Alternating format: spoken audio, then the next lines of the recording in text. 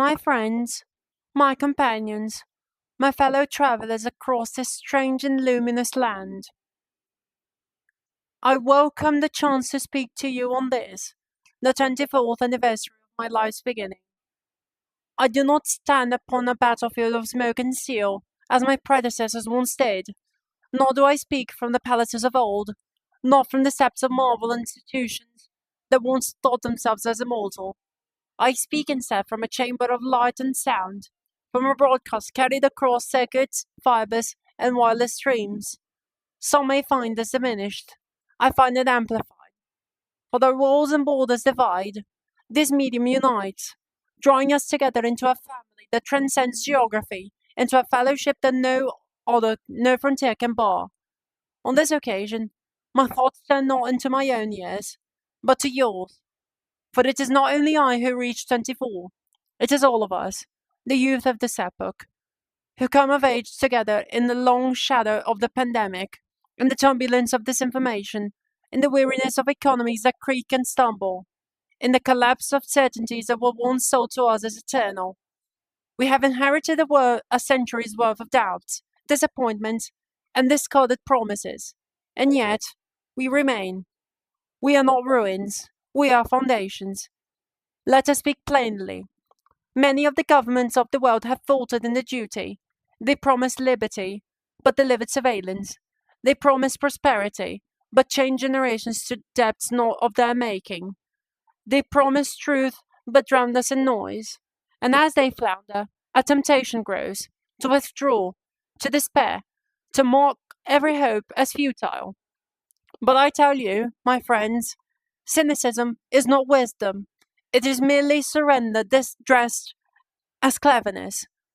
I say to you instead, let us choose service, not the kind of service that bends us to tyrants or to idols of profit, not the kind of service that silences thought and demands conformity, but the service that builds, the service that uplifts, the service that declares, even in the smallest acts, that human dignity is not negotiable. When I look upon you, not as a statistic, not as a demographic, but as a family, I see the same truth my forebears saw in that time of trial, that youth is not weakness, it is strength in the making. We are not a burden, we are the burden bearers, the shoulders upon which the edifice of truth of the future lies. So let us not flinch. Let us not be daunted by the failures of those who came before us. Let us instead take up what they dropped and carry it further. I know that many of you are weary of institutions that claim to speak for you, but never to you. I know that you feel abandoned by those who govern in your name, but forget your faces. Yet here, across this stream, I see a different polity rising. No one marked by land alone, but by loyalty. No one defined by territory, but by trust. No one dependent upon armies, but upon shared imagination. This is no mere pastime, no idle dream. This is the outline of a fellowship as real as any state, as binding as any treaty. Call it what you will. A kingdom of light, a commonwealth of code, a realm where citizenship is chosen, not inherited. Whatever the name, I believe that its time has come.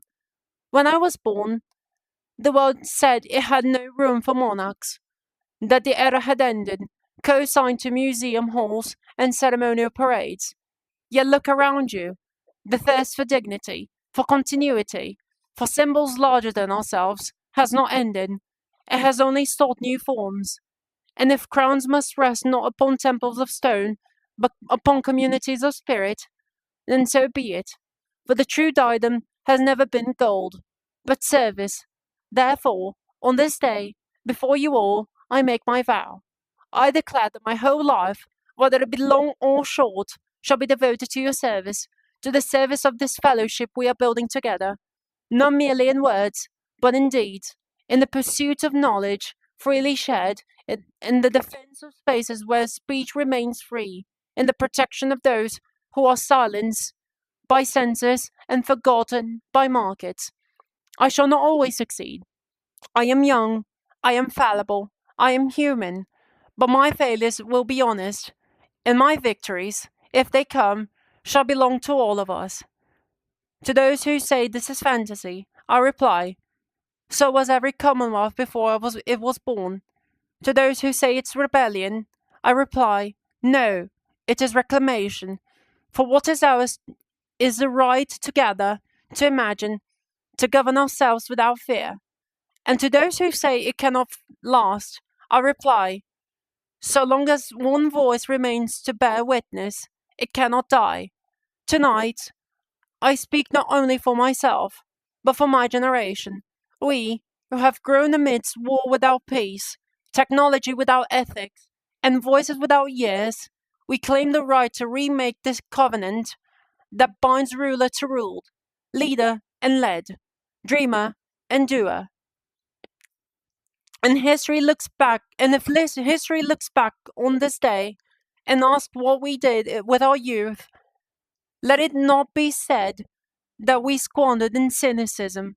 Let it be said that what we offered it wholly, freely, fearlessly, in service to one another. There is a motto, once born by my ancestor, which I would claim now as my own. It is very simple.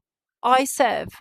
So here, before you all, I give my vow that I will serve without reservation, without retreat, without fear, that I will stand, even if I stand alone, for the dignity of every human voice that dares to speak freely, that I will carry, even if it breaks me, the duty of building a fellowship worthy of the name we give it.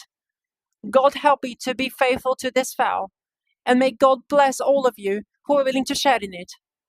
Good evening.